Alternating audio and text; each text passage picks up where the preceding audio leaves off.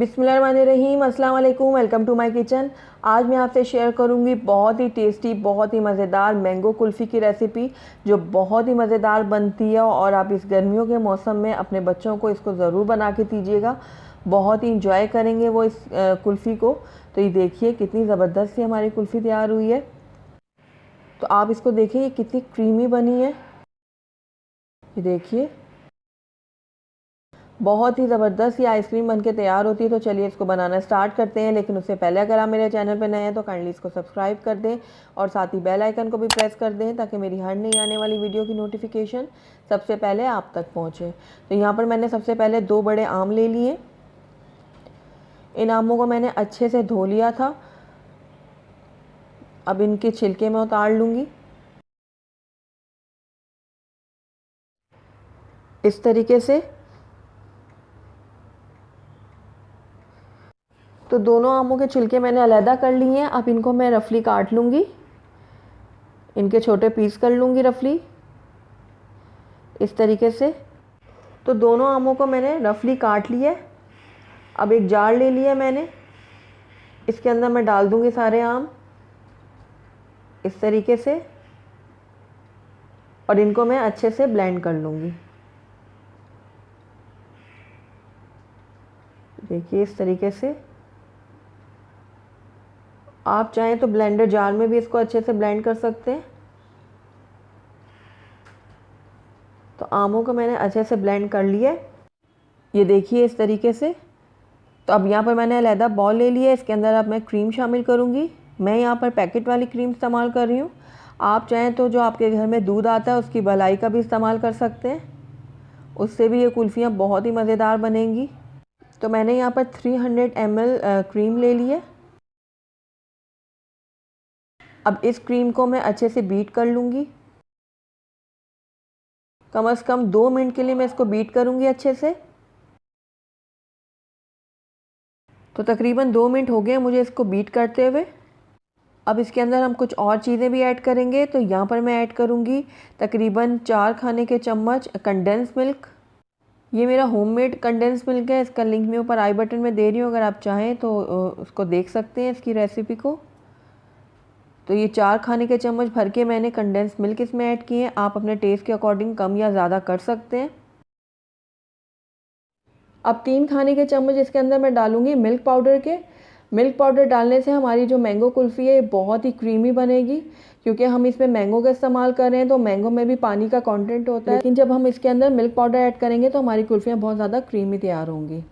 तो 3 खाने के चम्मच इसके अंदर मैं मिल्क पाउडर ऐड कर दूँगी। तो अब इसके अंदर जाएगा 1 पिंच नमक।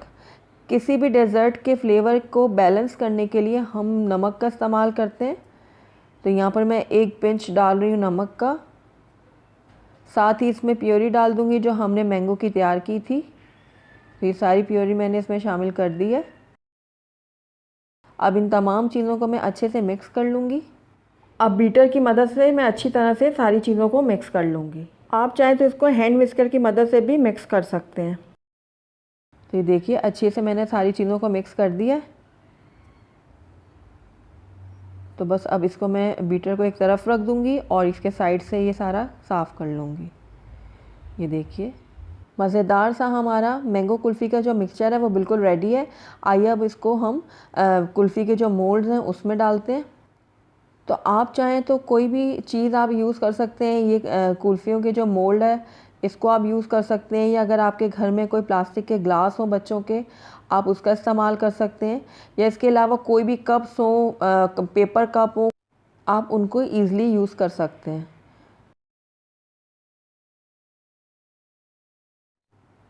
तो कुल्फ़ियों का जो मिक्सचर हमने तैयार किया था वो मैं इन मोल्ड में शामिल कर दूँगी। ये देखिए इस तरीके से।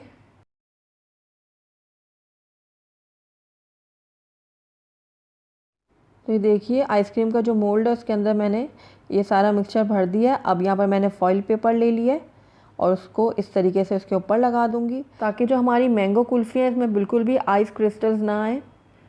ये देखिए अब इसके ऊपर मैं इस तरीके से कट लगा दूँगी छुरी की मदद से। अब इसके ऊपर कोई भी आप वुडन स्टिक्स ले लें वो लगा दें। ये देखिए मैं वुडन स्टिक्स लगा रही हूँ इस तरीके से। अब इनको मैं फ्रीज़र में रख दूँगी तकरीबन 8 से 10 घंटे के लिए।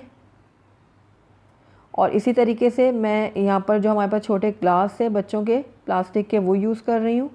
तो उसके अंदर मैं डाल दूँगी ये कुल्फ़ी का मिक्सचर इस तरीके से।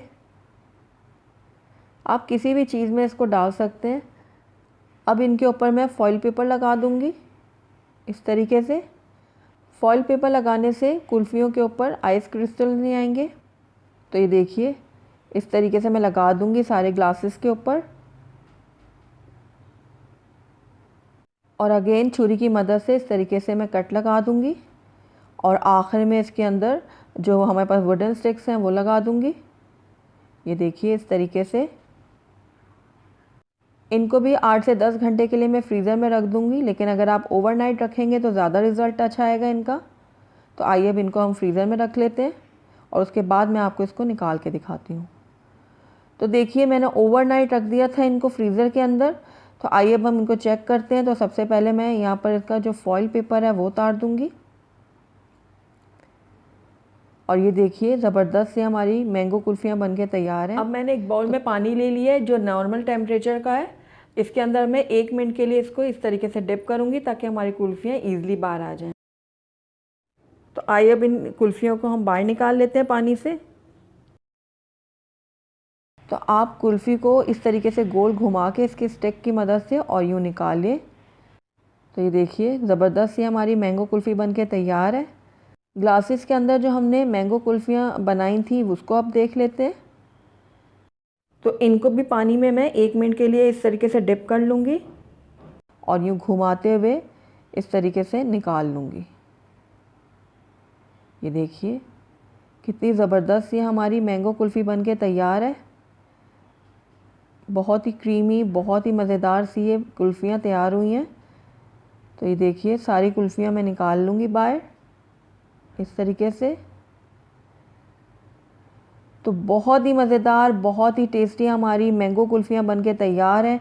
बहुत ही टेस्टी बनती हैं। आप इनको गर्मियों में अपने बच्चों को ज़रूर बना के दें, वो बहुत इंजॉय करेंगे इनको। तो अगर आपको मेरी रेसिपी पसंद आई है तो इसको लाइक करें, अपने दोस्तों के साथ शेयर करें।